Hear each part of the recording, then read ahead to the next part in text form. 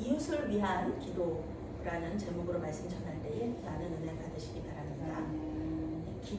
기도와 관련된 예수님의 말씀 중에서 오늘 말씀만큼 유명한 구절이 없을 것입니다.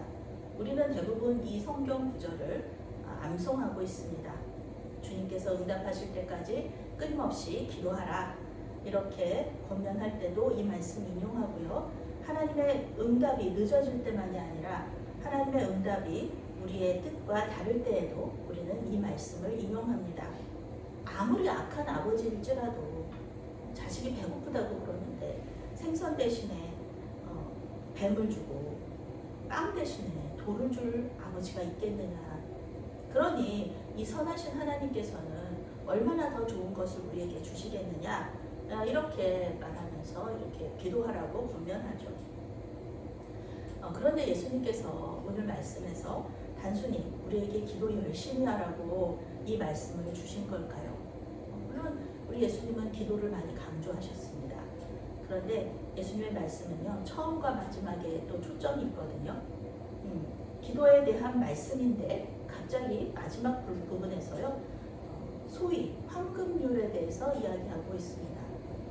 남에게 대접받고 싶은 대로 너희도 남을 대접하라. 갑자기 기도 얘기하시다가 대접하라, 황금률 얘기하시는 거예요. 왜 이런 말씀을 갑자기 하시는 걸까요? 오늘 말씀은요, 산상수훈이라는 아주 큰 단락의 결론 부분입니다. 산상수훈은요, 마태복음 5장에서 7장에 기록된 예수님의 말씀입니다. 예수님의 제자라면은 이렇게 살아라 이렇게 말씀해 주시는 거예요. 예수님을 믿는 제자라면은 이렇게 살아야 한다 말씀하시는 건데요. 자세히 읽어보면은 이 산상수훈의 삶 자체가 예수님의 삶이라는 것을 우리는 깨달을 수 있습니다.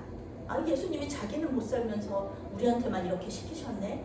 그런 게 아니고요. 예수님 자신이 이런 산상수훈에서 나온 삶을 사셨기 때문에 우리에게도 그 삶을 살라고 말씀하시는 것입니다. 내가 이렇게 살았으니 너희도 이렇게 살아라 이렇게 말씀하시는 거죠.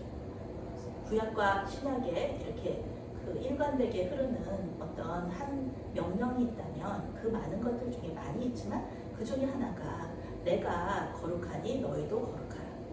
내가 온전하니 너희도 온전하라. 이렇게 말씀하시면서 이 하나님의 삶을 우리가 따라가기를 격려하고 계십니다.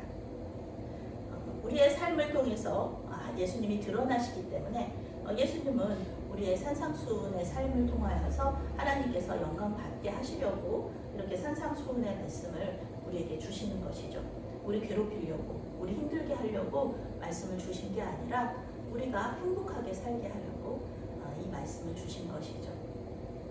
예수님의 삶을 나타내며 우리도 예수님의 삶을 따라서 이렇게 살아라 하신 말씀의 마지막을 기도와 황금률로 이렇게 결론을 내리신 것입니다. 그런데 왜 기도를 넣었을까요? 예수님께서 산상수훈의 마지막 부분에 왜 기도를 넣으셨을까? 그것은 당연히 예수님의 삶을 살아가는 것이 우리의 힘으로는 불가능하다는 것을 알려주시기 위하여서 이렇게 기도라고 하는 중요한 부분을 넣어서 강조하고 계신 것입니다. 우리 힘으로는 예수님처럼 살 수 없습니다. 너무 마음은 원하죠. 사도 바울처럼 우리도 예수님처럼 살고 싶어요. 우리 예수님을 사랑하잖아요. 예수님이 우리를 얼마나 사랑하시는지 알잖아요. 그러니까 예수님의 기쁨을 위해서 기쁨이 되고 싶은데 우리 힘으로는 참 어렵다. 우리의 죄성, 뿌리 깊은 죄성 때문에 우리는 예수님처럼 살기가 어렵다는 것입니다. 그러니 예수님처럼 살고 싶지만 우리가 못 사는데 그럼 그냥 우리를 내버려 두시는 하나님이신가요? 우리 예수님은 그러신 분이 아닙니다. 그러신 분이 아니라 예수님이 그렇게 하라고 이렇게 명령하실 때는 우리에게 그 할 수 있는 힘을 주시는 분이 바로 우리 예수님이시잖아요. 예수님은 그럴 때마다 기도하라고 얘기하시는 거예요. 주님 앞에서 기도하는 그 순간 우리는 예수님과 하나가 되는 것입니다. 아기가 태아가 엄마 뱃속에 있으면 엄마와 하나가 되는 거잖아요. 우리가 기도의 자리에 딱 앉아 있으면 그때 우리 하나님께서 마치 태아를 품고 있는 어머니처럼 우리를 안아주시는 거예요. 우리의 기도를 듣고 계시는 거예요. 그러니까 우리는 기도하는 그 순간에 이 예수님과 연합하게 되고 하나님과 하나가 되는 것입니다. 우리가 원하는 것을 이렇게 부르짖는 기도, 또 강력한 기도입니다. 오순절 영성이죠. 우리가 억울한 일이 있을 때, 우리의 필요가 정말 긴박한 우리의 필요가 있을 때 우리는 하나님 앞에 또 부르짖는 기도하게 돼요. 우리도 금요기도, 우리 교회도 금요기도에는 항상 부르짖는 기도를 하는데요. 그런데 그것 말고 또 다른 기도의 방법이 있습니다. 이것은 무엇이냐면 부르짖는 기도 말고요, 침묵하는 기도입니다. 이것은 예수님하고 더 친해지고 싶어요. 내가 당장은 필요들이 있지만, 물론 우리에게 필요한 필요들이 있지만 당장은 조금 여유가 있어요. 그럴 때 우리는 어떤 생각을 하게 되냐면, 그런 부르짖는 기도 말고 하나님과 더 깊이 교제 나누는 그런 기도를 하고 싶다. 이럴 때 이제 하는 기도가 침묵 기도죠. 저는 이번에 침묵 기도 수련회에 갔다 왔는데요. 하나님을 더 깊이 만나고 말씀을 더 깊이 묵상할 수 있는 기도의 방법이 바로 침묵 기도인 것입니다. 그래서 우리는 부르짖는 기도와 침묵 기도를 함께 항상 이렇게 할 수 있는 것이죠. 대부분 우리의 기도를 인도하시는 성령께서요, 이 기도를 할 때 기도를 인도해 주세요. 부르짖는 기도를 할 때 부르짖게 하시고요. 그리고 또 침묵하는 기도가 우리에게 필요하면은 침묵하게 하시는 것입니다.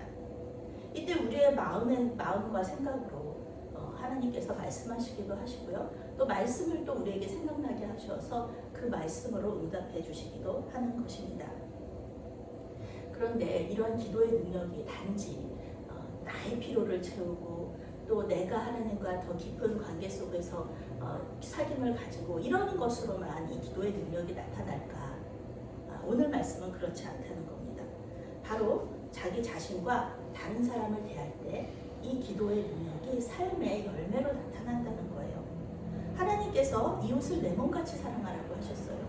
우선은 내가 하나님께 필요를 또 체험을 받고 또 내가 하나님과 더 깊은 사귐을 교제를 하고 이러는 것일 때 이럴 때 내가 하나님께서 나와 함께 하시고 내 기도를 들어주시는구나. 하나님께서 이 자리에 내 기도의 자리에 임재하시는구나.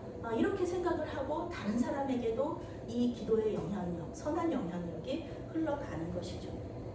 무엇이든지 남에게 대접을 받고자 하는 대로 너희도 남을 대접하라.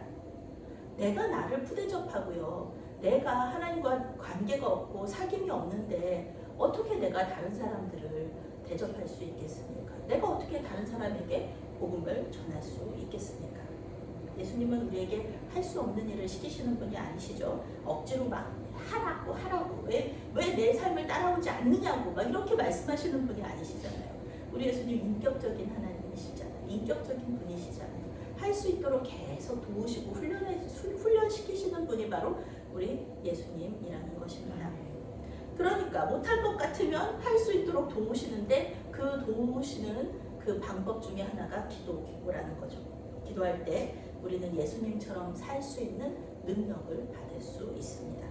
기도할 때 우리는 예수님처럼 자신과 다른 사람을 사랑하고 환대할 수 있는 능력을 받는 것입니다. 기도하심으로써 예수님의 제자로서의 삶을 넉넉하게 살아가시는 저와 여러분이 되시기를 바라겠습니다. 아멘. 사랑의 하나님, 우리 힘으로는 제자도를 따를 수 없음을 고백합니다. 우리 힘으로는 나 자신과 다른 사람을 주님처럼 사랑할 수 없음을 고백합니다. 우리가 기도할 때 우리와 연합하시고 능력이 되어주셔서 주님의 말씀을 따라서 살 수 있도록 도와주시옵소서. 예수님의 이름으로 기도합니다. 아멘. 아멘.